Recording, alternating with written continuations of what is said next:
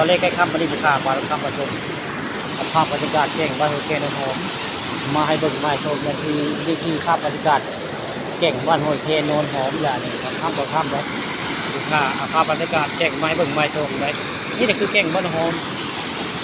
ให้ล้มแล้วนี่แก่งบ้านหัวแคนในนี่ภาพบรรยากาศน้ำโจนมองนี่มีพลานหินนี่พี่น้องมีพลานหินขอที่เขาแก่งได้มีมองเดียวได้ในบริเวณบ้านห้วยแคนโนนหอมนี่ตัวแก่งสารปัดนี่มื่อนี้มากับคุณมงคลคนบางมงคำตำบลอาจารย์ได้นี่คือภาพบรรยากาศแก่งบ้านห้วยแคนโนนหอมนะมองนี้น้ำวนน้ำเลือกได้มองนี้พระเจ้าบอยคนลุงได้มองนี้อันตรายได้เจ้าวงมองนี้มองน้ำลายชุดท้ายมองนี้น้ำตกนี่จะเป็นน้ำเลือกมองเจ้าบอยลุงนะน้ำเลือกกับน้ำวนคนกับตุ้ยมาลาได้เขาเจ้ามองนี้นี่คือภาพบรรยากาศแก่งบ้านห้วยแคนโนนหอมแล้วก็เป็นสุขาปาทภาพมาชมมาภาพบรรยากาศในแก่งมาให้เบิ่งมาชมได้ตอนแรกใกล้ครับตอนแรงกันครับในวันนี้มาบริเวณแก่งบ้านโนนหอมไปล้อมกว่าจะซื้อปลามานำบริเวณห้องนี้เจ้าตึงเฮก็จะซื้อปลานำได้นี่ก็คือภาพบรรยากาศใน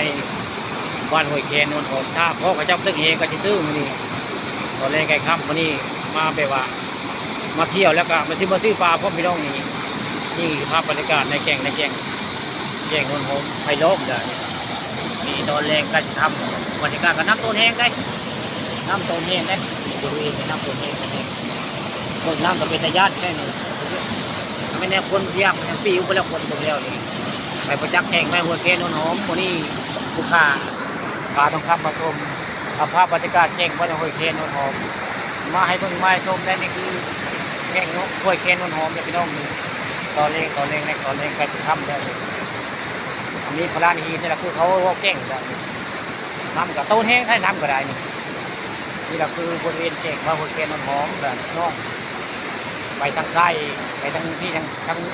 ไปทางนี้ก็คือเป็นแก่งว่าหัวแคนในพี่น้องไอ้ธรรมะทางนี้ก็บ้านหอมนี่จริงกันเดียวกันได้นี่คือภาพบรรยากาศตอนแรงใกล้ค่ำแล้ววันนี้มาบริเวณแก่งว่าหัวแคนหอมลูกค้าปลาทองคำมาชมพามาชมแก่งบ้านหอมพ้นไผ่ล้อมเงินนี่บรรยากาศคักพี่น้องน้ำตกน้ำโตนมีพลานหินเนี่ย